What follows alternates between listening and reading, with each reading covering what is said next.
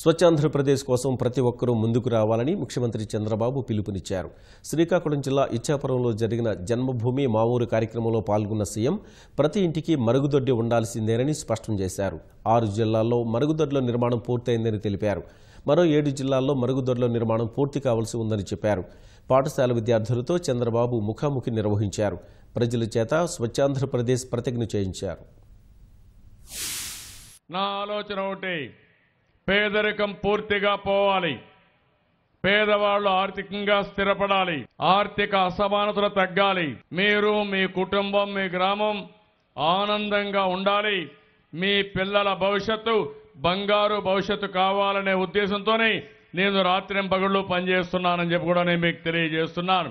3.5 సంవత్సరాలు మీరు చూస్తే ఏ ఒక్కరికి కష్టం లేనటువంటి సుపరిపాలన ఇచ్చామంటే అది ఈ ప్రభుత్వం యొక్క పనితీరని చెప్పి కూడా నేను మీకు తెలియజేస్తున్నా. 2016 అక్టోబర్ 2వ తారీఖు 100% ODFగా అన్ని మున్సిపాలిటీలు అనౌన్స్ చేశాం. ఇది ఒక చరిత్ర. గ్రామీణ ప్రాంతాల్లో 15,000 రూపాయలతో మరుగుదొడ్లు కట్టుకునే కార్యక్రమానికి ఈ ప్రభుత్వం శ్రీకారం చుట్టాం. మార్చి 31 లోపల రాష్ట్రంలో మరుగుదొడ్డి లేదనే మాట రావడానికి వీలులేదు. అవసరమైతే ఎవరైనా మరుగుదొడ్డి కట్టకపోతే, మీకు ఆత్మగౌరవం లేకపోతే మీ ఇంటికి నేను వస్తా, మీ ఊర్లోనే బస చేస్తా, కావాలని రాత్రింబగుళ్ళు ఉండి మీరు కట్టిన తర్వాతనే మళ్ళీ అమరావతికి వెళ్తా. నేను మొన్న ఒక మాట చెప్పాను మా కలెక్టర్లకి, కలెక్టర్ల పైన ధర్నా చేస్తానని చెప్పా. అది కూడా ఏం మాట్లాడను. ఒక రోజంతా మీరు చేసే పని వల్ల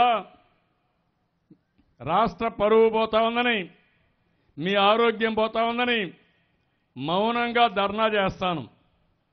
ఒక రోజంతా భోంచేయకుండా కూర్చుంటా. అప్పుడైనా మీకు కనికరం వచ్చి రోషం వచ్చి మరుగుదొడ్లు కడతారనుకుంటున్నాను. చంద్రన్న బాట కింద పెద్ద ఎత్తున రోడ్లు వేస్తున్నాం. 15,714 కిలోమీటర్లు 3,400 కోట్ల రూపాయలు ఖర్చు పెట్టి రోడ్లు వేశాం. దీనివల్ల గ్రామంలో ఎక్కడా బురద ఉండదు, పరిశుభ్రంగా ఉంటుంది. మా గ్రామంలో అండర్ గ్రౌండ్ డ్రైనేజ్ కావాలని దీనికి 3 అంచెల విధానం పెట్టుకున్నాం. 200 జనాభా ఉంటే ఇంకుడు గుంతలు చేసి ఎక్కడ కూడా వాళ్ళు వాడే నీళ్లు రోడ్డు మీదకి రాకుండా చేయాలని, 200 500 జనాభా ఉంటే ఓపెన్ డ్రైనేజ్ కట్టించాలని, 5,000 జనాభా పైనుండే గ్రామాల్లో ఇమ్మీడియట్గా భూగర్భ శాస్త్రీయ పద్ధతిలో ఈ యొక్క డ్రైనేజ్ వ్యవస్థ ఏర్పాటు చేయాలని చెప్పి ముందుకు పోతున్నాం. గ్రామాల్లో చెత్త ఉంది. నేను ఒక మాట చెప్పాను, చెత్త నుంచి సంపద సంపాదించే మార్గాన్ని మనం చూడాలని చెప్పాను. చెత్త కలెక్ట్ చేయడానికి కొంతమంది మనుషులు పెట్టుకుంటున్నాం. మీ ఇంటి దగ్గర RFID పెడతాం, వచ్చి కలెక్ట్ చేశారు లేదు కూడా చూస్తాం. తీసుకున్నాక సెగ్రిగేషన్ కూడా చేస్తున్నాం.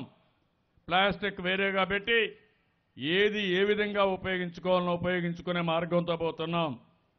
అదే సమయంలో చెత్తని కాంపోస్ట్గా తయారు చేస్తున్నాం, ఎరువుగా తయారు చేస్తున్నాం.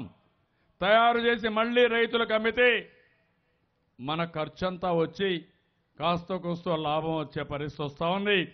పంచాయతీలకు ఆదాయం వస్తూ ఉంది. పరిశుభ్రతకు మారు పేరు ఆంధ్రప్రదేశ్గా ఉండాలి. ఆంధ్రప్రదేశ్ ఒక స్వచ్ఛ ఆంధ్రప్రదేశ్గా ఉండాలి.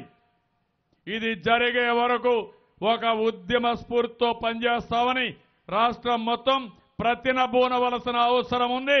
ప్రతినబూనుతామని గట్టిగా మీ ఆమోదం తెలియజేయాల్సిన అవసరం ఉంది.